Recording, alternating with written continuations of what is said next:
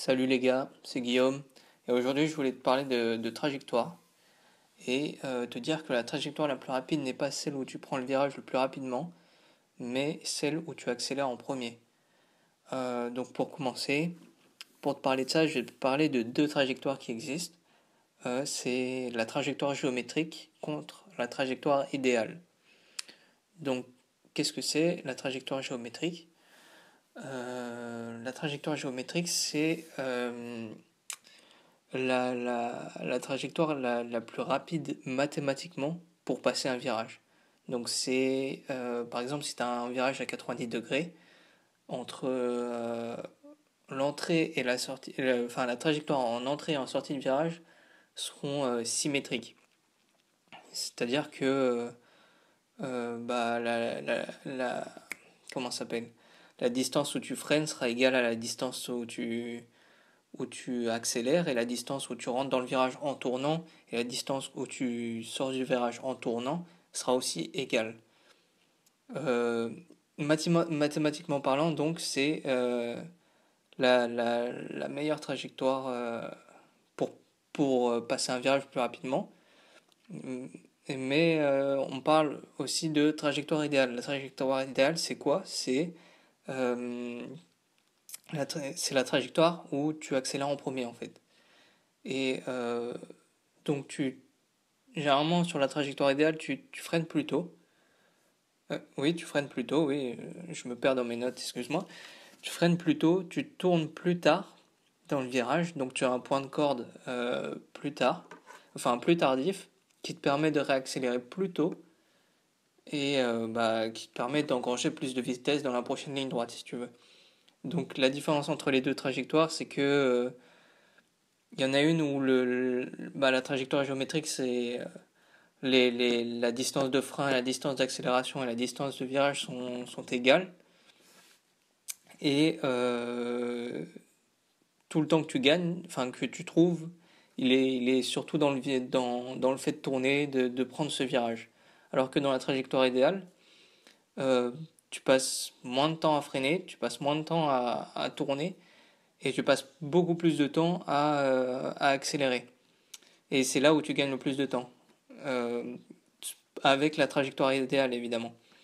Après, il faut prendre en compte que les circuits, généralement, où tu cours, il y a plusieurs virages, ok? Et ces virages, ils sont connectés par des lignes droites. Et donc, c'est important de maximiser son temps, si tu veux, dans les lignes droites. C'est là où tu gagnes le plus facilement de vitesse. En course, c'est là où tu peux dépasser ou te faire dépasser le plus facilement. C'est pas dans les virages, ça peut être au freinage, mais c'est certainement pas dans les virages que tu doubles plus facilement en perdant le moins de temps possible.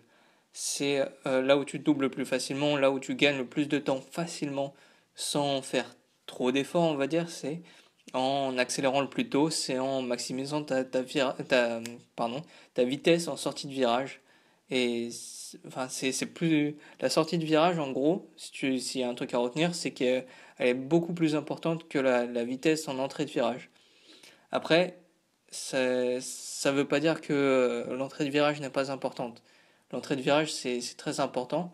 C'est ce qui conditionne tout le reste de ton virage. Donc il faut y faire attention. Ça veut pas dire non plus que tu dois rentrer très très lentement dans le virage.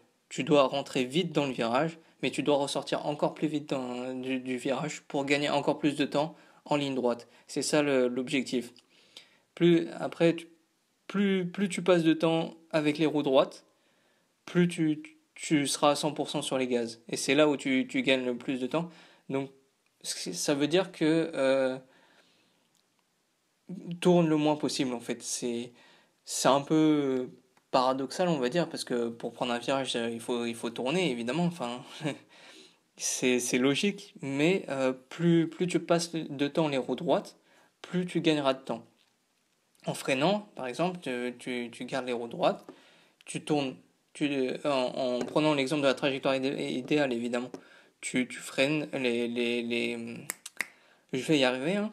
Tu freines avec les roues droites, tu tournes, tu prends ton point de corde tardif et direct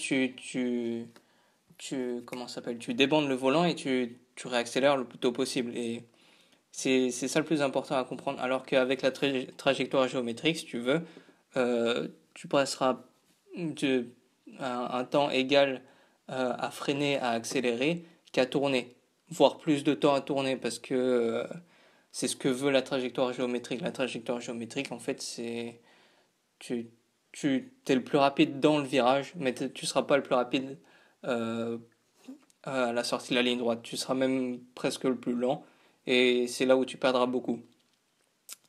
Donc voilà, c'est tout ce que j'avais à dire.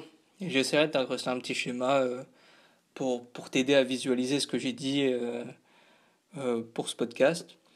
Donc si tu avais une chose à retenir de ce podcast, c'est que le premier accéléré, c'est le premier à franchir la ligne d'arrivée. Allez, salut.